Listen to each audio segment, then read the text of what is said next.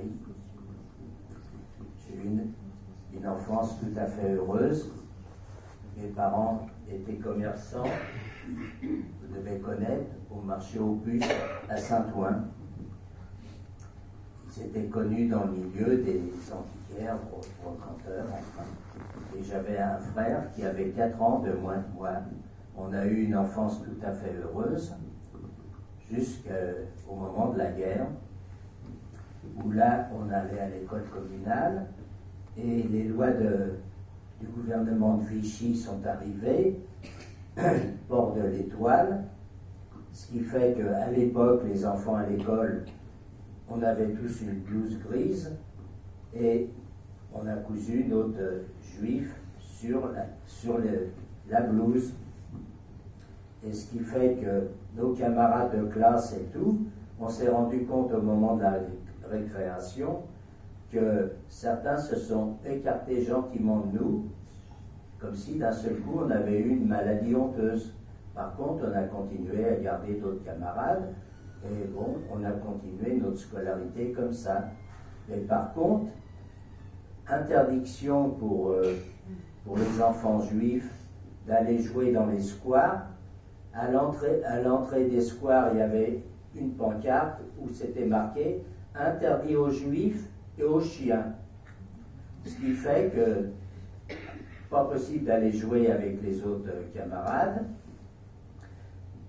Par contre, pour les parents et les familles, les juifs, par contre, quand ils prenaient le métro, devaient voyager dans le dernier wagon du métro, pas mélangés au reste de la population. Et ceux qui étaient commerçants comme mon père, ou artisans, ou enfin n'importe quelle profession, des docteurs, des avocats ou quoi, du jour au lendemain, interdiction d'exercer. Ce qui fait que mes parents ont commencé à tourner en rond en appartement. Nous, on continuait à aller à l'école. Pour les adultes, interdiction d'aller dans les salles de spectacle, dans les théâtres et dans les cinémas, ce qui fait que mes parents tournaient en rond dans l'appartement. Ma mère descendait faire des commissions dans le quartier et remontait dans l'appartement.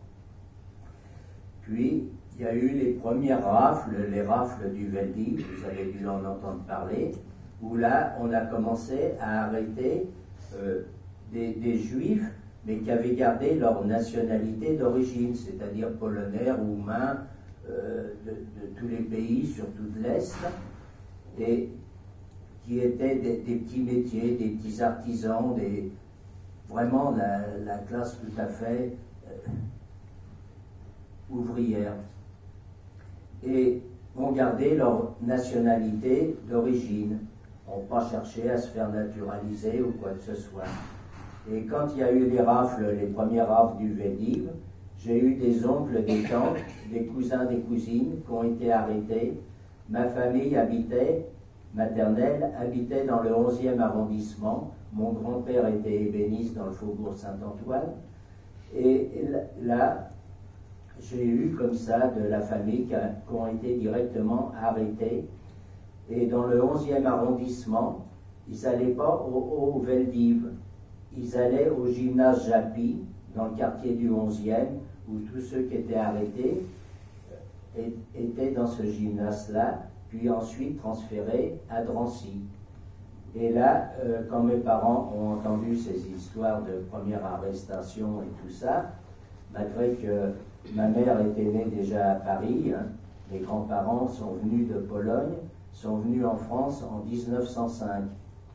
Et ma mère, ses sœurs ont été à l'école communale dans le 11e arrondissement, et toute leur jeunesse là.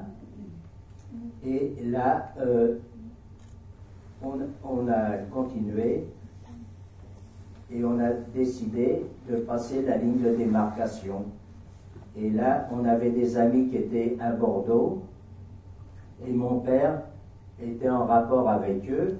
C'était des clients et des amis, et ils avaient une exploitation viticole, ce qui fait qu'ils ont fait des papiers d'embauche pour mon père comme ouvrier agricole, et ce qui fait que mon père a été à côté de Bordeaux, et dans cette propriété-là, à travailler, à être dehors et d'être actif. Et nous, quand la scolarité s'est arrêtée, les grandes vacances, on a rejoint notre père, et là, on a eu des passeurs et on est passé en zone libre. Et là, on a rejoint un frère à mon père, qui s'était engagé volontaire pendant la guerre et qui a été démobilisé en zone sud et qui a trouvé une maison à louer à 35 km de Limoges, en Corrèze.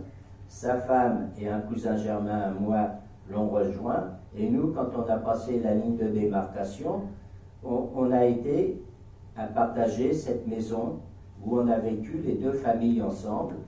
Mes parents, qui étaient jeunes, donnaient des coups de main aux cultivateurs. On passait pour des réfugiés de Paris qui étaient venus en Corrèze pour ne pas subir la sous-alimentation qu'il y avait en ville.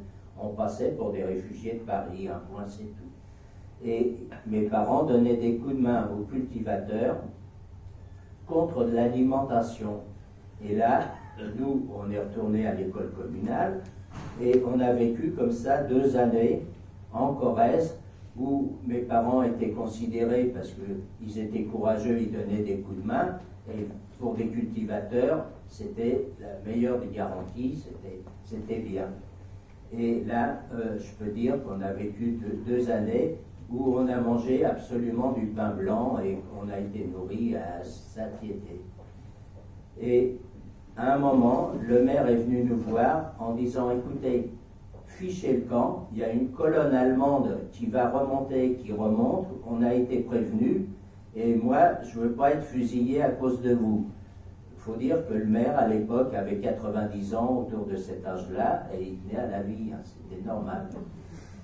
Ce qui fait que du jour au lendemain, mes parents ont fait les valises, on a d'abord été à Limoges, où là, Limoges, dans la zone sud, c'était l'armée du maréchal Pétain, c'est-à-dire les miliciens, qui pendant toute la guerre, leur fonction était d'arrêter les maquisards et les juifs. Et là, on s'est rendu compte qu'à Limoges, il y avait énormément de miliciens. Ce qui fait que mes parents se sont dit, on ne va pas pouvoir rester dans un hôtel et d'aller dans des restaurants où on va côtoyer des miliciens, ils vont se rendre compte qu'on n'est pas de Limoges. Et ce qui fait qu'on est parti pour Lyon, où on avait de la famille qui était cachée à Lyon, qui nous ont trouvé un logement. Et là, c'était au moment des vacances de Pâques à peu près. Et il faut dire que la colonne allemande, c'est la colonne qui a fait Oradour-sur-Glane. Et ce qui fait que nous, on était à peu près à 20-25 km d'Oradour-sur-Glane, là, en Corrèze. Et en fin de compte, on a fichu le camp comme ça. Et après-guerre, on a appris que cette colonne allemande a été jusqu'à Almasray, le village où on se trouvait.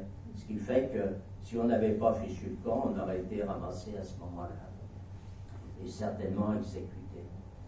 Et là, quand on est arrivé à Lyon, moi, j'étais en âge de passer mon certificat d'études et ma mère m'a réinscrit à Lyon, pourtant c'était après les vacances de Pâques, et le directeur s'est bien rendu compte qu'un jeune qui vient s'inscrire à l'école communale pour passer le certificat d'études un mois avant l'examen, il y a une question, ce qui fait que le proviseur s'est bien rendu compte de ça, et il m'a inscrit, et le 17 mai, j'ai passé le certificat d'études. Bon, et là, on s'est rendu compte à Lyon que tous les soirs, tous les jours, il y avait des bombardements, surtout des Anglais, qui bombardaient Lyon et tout. Et mes parents ont décidé que, comme j'avais passé mon certificat d'études, c'était le 17 mai 1944, et qu'on allait quitter Lyon pour aller dans une campagne, j'ai jamais su où, j'ai jamais su quoi. Et un matin, mon père me réveille de bonne heure, on prend chacun 2 grosses valises de nos affaires pour aller les enregistrer à la gare.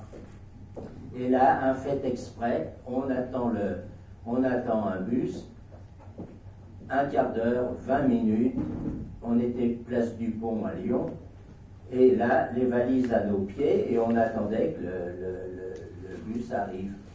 Et d'un seul coup, j'ai vu sur la place du Pont une traction avant noire, faire tout doucement le tour de la place, comme ça, et nous ont remarqué avec les valises à nos pieds.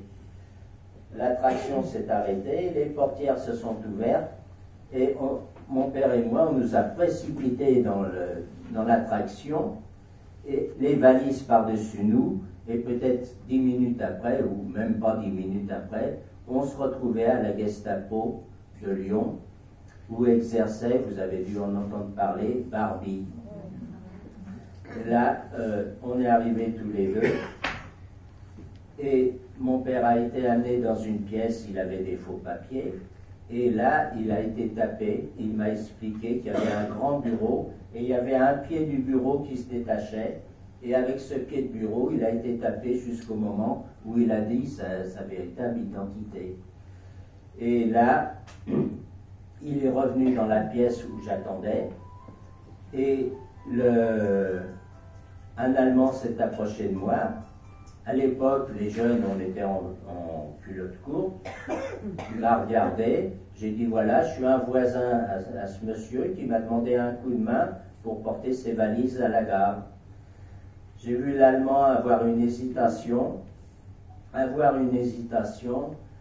Il m'a regardé et il m'a demandé que je baisse ma culotte. Et là, j'ai pris une claque dans la figure, je croyais qu'il m'arrachait la tête. Mon interrogatoire était terminé. Et là, peut-être un quart d'heure ou 20 minutes après, j'ai vu arriver ma mère, blanche comme un linge, avec une cousine à mon père qui était venue nous rendre visite, qui avait passé 24 heures avec nous dans l'appartement. Et son mari était prisonnier de guerre. Et les deux femmes sont arrivées sans mon frère. Impossible de se parler. On a été descendus dans les caves de la Gestapo et un banc faisait toute la longueur de la cave et on était assis sur ce banc, les uns derrière les autres, avec une sentinelle allemande qui faisait toute la longueur comme ça de cette cave. Et interdiction de se lever, interdiction de se parler, il ne fallait pas bouger. Et comme il était tôt le matin, on était les premiers sur cette file, dans les premiers, la tête contre le rocher de la cave. Et là, quelque temps après, un soldat allemand, là, qui faisait la patrouille, là, me fait signe de venir. Je me demandais pourquoi, je ne parlais pas, je ne bougeais pas. Et il m'a amené, il m'a fait remplir un seau d'eau, et un quart de soldat, comme ça, et il m'a amené dans des escapités qui étaient faites dans la cave, comme ça, même la cave, où étaient des résistants qui avaient été interrogés par Barbie et toute l'équipe, qui étaient dans des états pitoyables, couchés à même le sol, la tête dans le creux, comme ça, et tant bien que mal, il fallait que j'arrive à leur soulever un peu la figure, la tête, et arriver à les faire boire un petit peu. Et ça, j'ai été comme ça dans plusieurs cavités qui servaient d'espèces de cellules. Les résistants étaient à même le sol. Et après, je retournais m'asseoir. Et ça, j'ai fait ça comme ça 2-3 fois dans l'après-midi. Le soir, on nous a chargés dans des camionnettes penchées et on nous a amenés dans le fort de Montluc, une prison qui maintenant est désaffectée et qui est devenue un musée de la résistance, enfin à Lyon. Et là, les femmes et les résistants étaient dans la partie en dur de la prison, la vraie prison, et les juifs, on se retrouvait dans une cour attenante, la baraque contre la prison en dur, et là c'était une baraque en bois, où étaient les juifs. On est rentré dans cette baraque-là, c'était des lits à 2 niveaux, superposés comme ça, et à l'entrée, il y avait André Frossard, un journaliste, écrivain, qui avait des rapports avec le pape après-guerre, des courriers, enfin, et c'était lui qui était l'infirmier. C'était lui qui était l'infirmier, et mon père a été badigeonné d'un produit sur les coups qu'il avait reçus. Et ensuite, on est resté comme ça, couché sur ces lits superposés. Et à l'intérieur, on a fait la connaissance de Marcel Dassault, qui était interné également.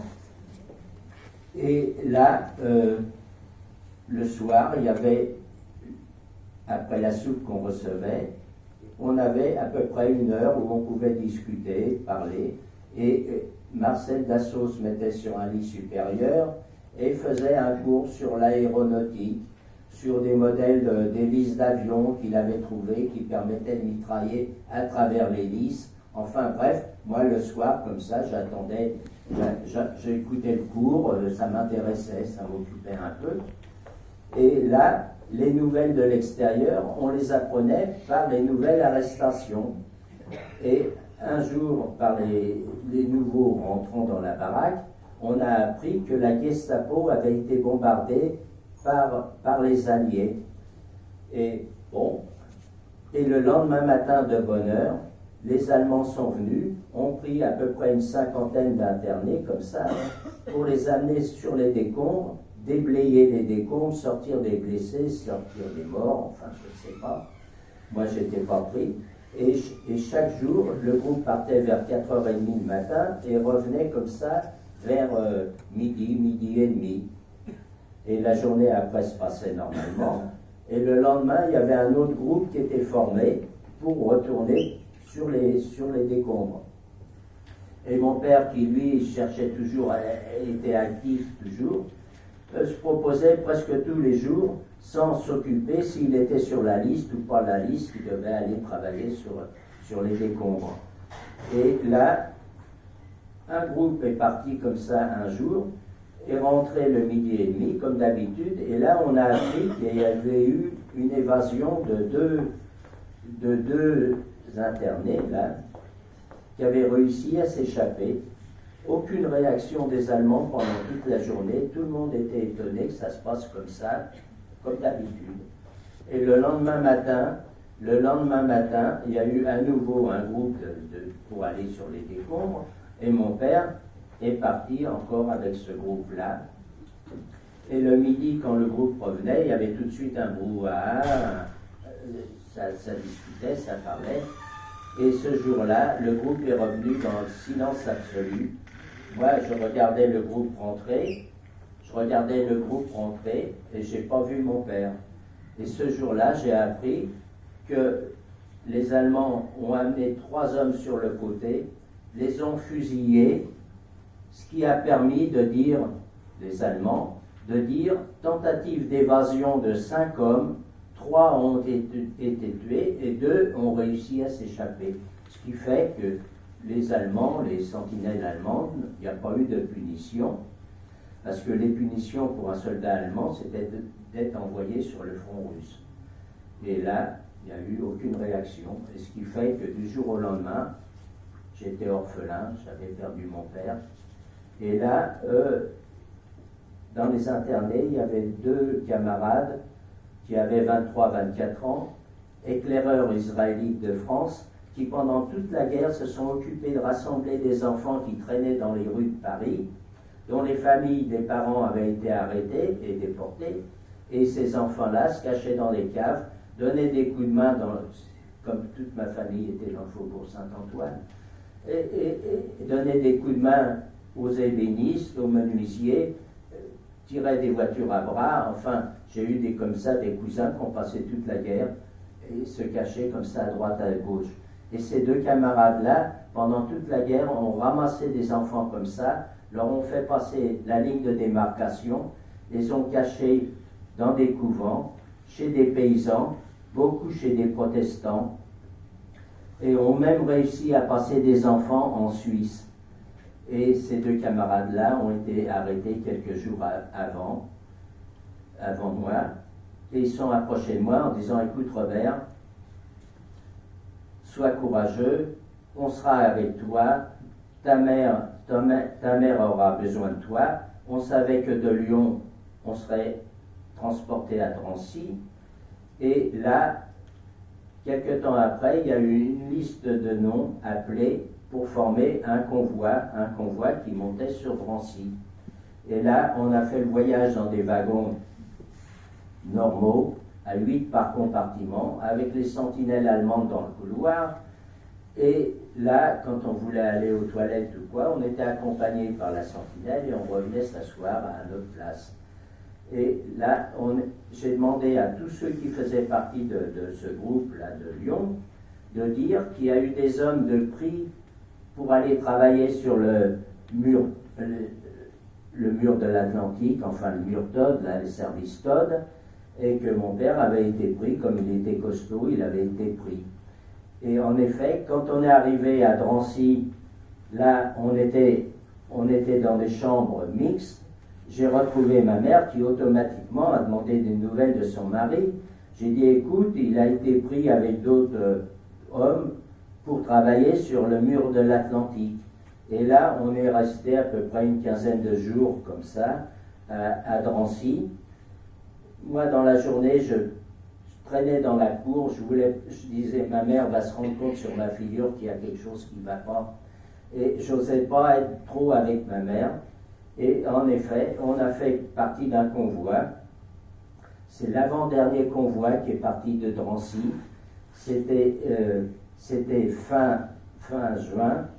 Pardon, qu'est-ce que je dis on est arrivé à Auschwitz début juillet. Et là, quelque temps après, on a fait partie de ce convoi-là. On est parti à 1116 de ce convoi-là, chargé dans des wagons à bestiaux. Chargé dans ces wagons à bestiaux, c'était fin juin, il faisait une chaleur terrible. Les wagons, à l'intérieur, il y avait 2 bottes de paille qui ont été répandues sur le sol pour tout le monde, et 2 genres de conteneurs comme ça, un avec de l'eau et l'autre c'était pour les besoins.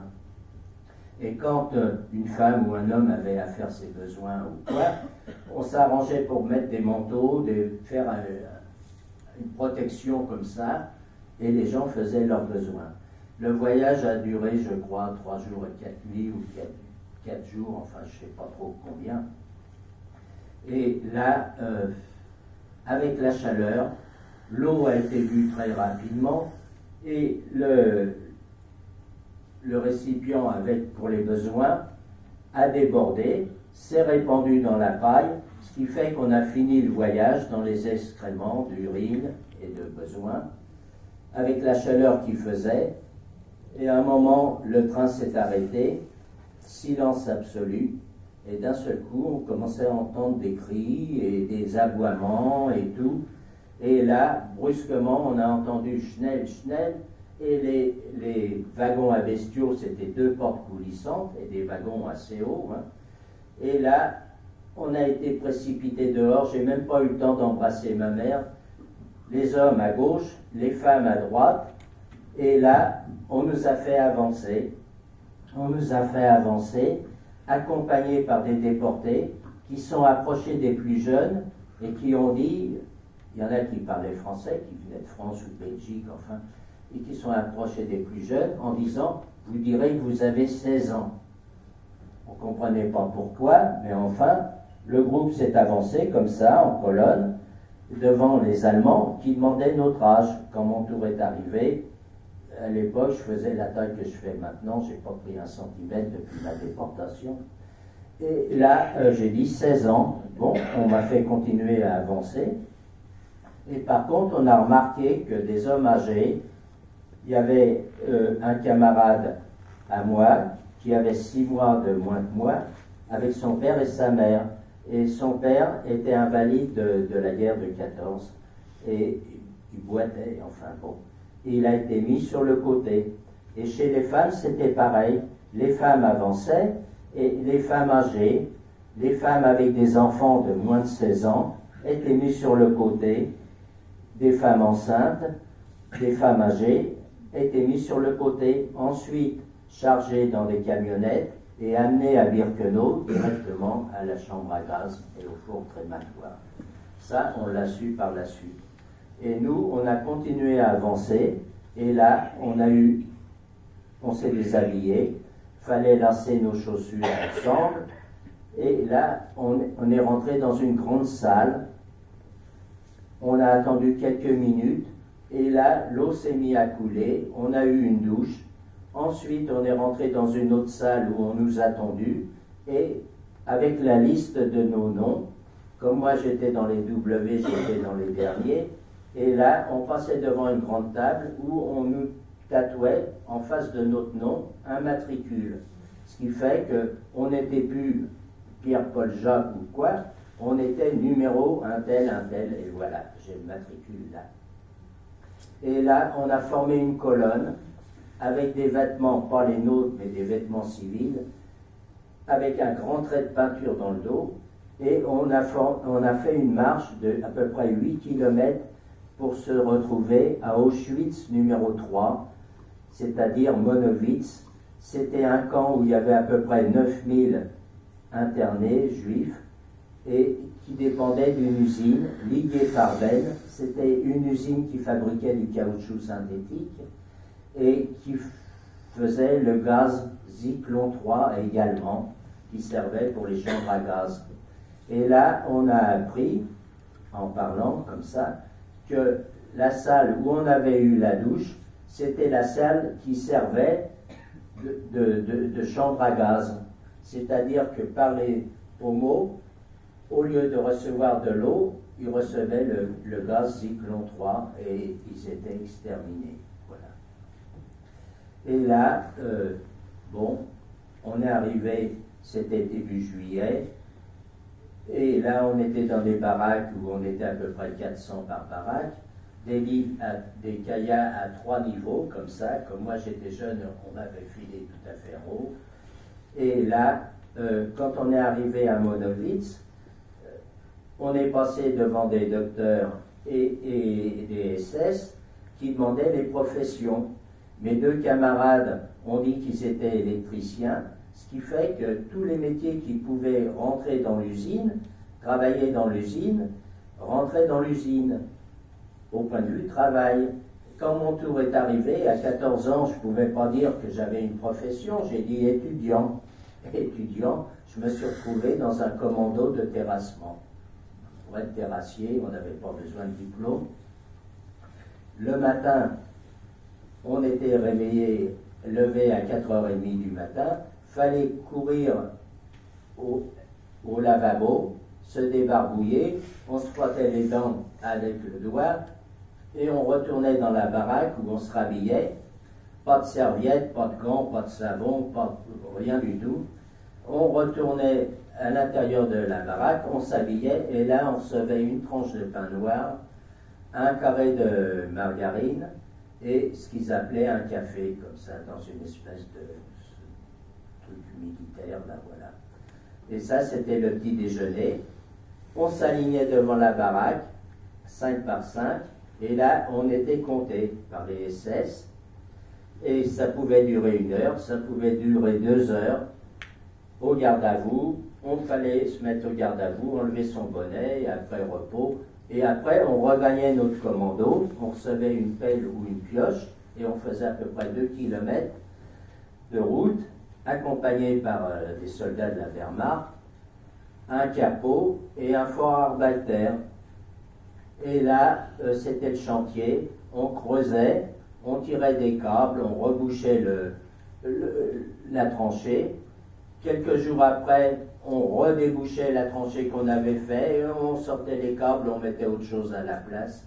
Enfin, on nous épuisait comme ça à faire des travaux qu'on ne comprenait pas vraiment l'utilité, l'intérêt. Le midi, il y avait une pause d'1 demi-heure, on recevait une soupe. Et là, je pouvais me mettre sur un tas de cailloux et je dormais. La soupe, au début, je ne la mangeais même pas. Je vivais sur les réserves que j'avais emmagasinées en Corrèze. Et petit à petit, j'ai fait comme les autres. J'ai commencé à manger la soupe, et bien content. Et je profitais pour dormir 10 minutes, 5 minutes. Je pouvais me coucher n'importe où et là, je m'endormais. Et après, on reprenait le travail et le soir, on rentrait dans le camp où on avait à peu près 1 heure de battement après la soupe qu'on recevait le soir. Et là, on retrouvait tout le groupe des Lyonnais. Ceux qui travaillaient à l'intérieur de l'usine étaient avec des ouvriers du STO, des ouvriers volontaires, qui avaient un peu des nouvelles, qui recevaient des colis de famille, qui avaient des journaux, et comme ça, ces camarades-là pouvaient nous donner un peu des nouvelles de ce qui se passait. et on savait que les Russes approchaient petit à petit, approchaient notre camp. Et là, l'hiver est arrivé, c'était en Auschwitz, en Haute-Silésie.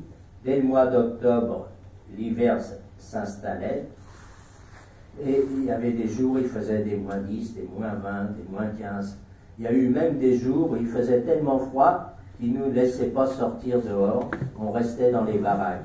C'est arrivé très peu de fois, mais enfin, on restait toute la journée dans la baraque. Et là, un de mes deux camarades, quelque temps après, avait appris qu'il y avait quand même un hôpital dans le camp où exerçait Mengele, qui faisait des expériences sur des jumeaux, sur des enfants qui avaient des malformations, enfin des expériences comme ça. Et par contre, à l'hôpital, c'était des médecins de tous les pays occupés par les Allemands, des Roumains, des Belges, des Italiens, des Français. Et le principal docteur interné, c'était le professeur Weiss de la faculté de Strasbourg, qui avait été arrêté comme résistance en 1943 et qui était dans le camp. Et c'était le principal docteur du Révire. Et le soir, ceux qui avaient un problème, par exemple de dysenterie, ou les pieds arrachés par les galoches, ou la maladie de la peau, en allemand la Barflex, c'est-à-dire tous les 8 jours ou 15 jours, il fallait se faire retondre. Les hommes se faisaient raser, le rasoir servait peut-être à 30 ou 40 déportés, ce qui fait qu'il y avait la gourme qui se répandait parmi les hommes qui étaient rasés. Et là, on pouvait se présenter à l'hôpital le soir, où on était admis et on rentrait à l'hôpital, sinon on retournait dans la baraque où on était. Et là, un des deux camarades a appris que à l'hôpital, le principal c'était le professeur Weiss, et ce camarade-là avait caché la femme du professeur Weiss avec sa fille qui avait l'âge à peu près de mon frère, et était caché mais, en Corrèze, mais du côté de Brive, dans le sud de la Corrèze. Et là, ce camarade a demandé à voir le professeur Weiss et a donné des nouvelles de sa femme et de sa fille. Et ce qui fait que le professeur Weiss était content, a demandé ce qu'il pouvait faire pour lui. Il a dit, écoutez, je travaille à l'intérieur de l'usine, c'est comme ça, quoi, mais c'est pas trop, voilà. Et par contre, il y a un jeune qui est avec nous, qui lui est au terrassement, et franchement, il souffre terriblement. Et le professeur Weiss a demandé à ce que le lendemain je vienne et que je sois présenté au professeur Weiss avec ce camarade-là. Et il m'a dit, écoute, quand tu seras trop fatigué, présente-toi à l'hôpital et puis tu me demandes et je te ferai rentrer à l'hôpital. Et c'est ce que j'ai fait, peut-être 8 jours après ou 10 jours après. Et là, à l'hôpital, c'était des lits individuels avec des draps. La soupe qu'on recevait, c'était du flocon d'avoine ou d'orge. Enfin, c'était une soupe un peu plus propre que la gamelle qu'on recevait. Et quand je rentrais à l'hôpital, je me nourrissais même pas, mais je dormais à peu près 36 heures sans discontinuer. Je récupérais comme ça un peu de force en dormant. Après, je me nourrissais. Et je restais à peu près 8 jours, 10 jours, ça dépendait, à l'hôpital. Et je regagnais ma baraque et mon commando. Et là, on est arrivé comme ça jusqu'au 18 janvier 1945. Un matin, on ne sort pas travailler. On s'est dit, tiens, il fait trop froid ou quoi. Et là, j'ai vu arriver le professeur Weiss en courant qui m'a dit, écoute, prends ta couverture et viens à l'hôpital, viens avec moi, le camp va être évacué. Et en effet, j'ai passé une nuit à dormir par terre dans une pièce de l'hôpital, comme ça, et le lendemain, il y a eu comme ça le convoi qui a fait ce qu'on a appelé la marche de la mort. Tout le camp a été évacué, sauf ceux qui étaient dans des états trop malades ou quoi, qui sont restés à l'hôpital. Et là, on a fait la marche de la mort. On se se tenait 5 par 5 avec les couvertures par-dessus nous. Et comme on était avec le professeur Weiss dans le dernier groupe, là, derrière nous, c'était les SS, et tous ceux qui tombaient sur la route recevaient une balle. On ne se retournait pas pour regarder, et ils étaient laissés morts sur la route. Et là, on a fait cette marche-là, à peu près en 2 jours, on a fait à peu près 70 ou 80 kilomètres, et on s'est retrouvé comme ça à Weimar. Il faut dire que la première journée, ça a été, on a été mis après à dormir à peu près 4 heures dans une grange, où là j'ai dormi, d'autres étaient en face de la route dans une briqueterie, et le lendemain on a repris la marche.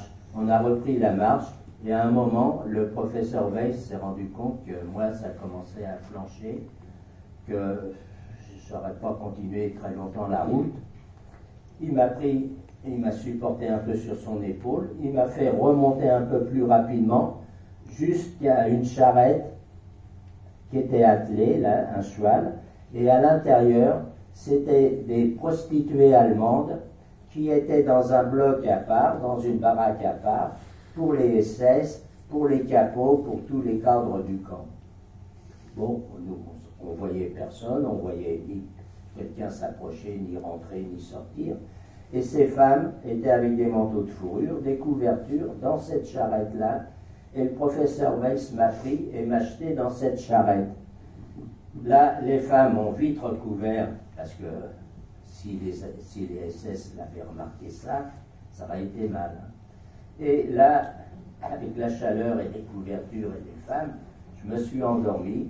Et là, je me suis retrouvé à Gleiwitz, où le professeur Weiss m'a récupéré. On a passé une nuit dans des baraques. C'était aussi Auschwitz numéro 3, mais qui était auprès d'une voie ferrée. Et on est rentré en surnombre dans ces baraques-là, où étaient déjà des déportés.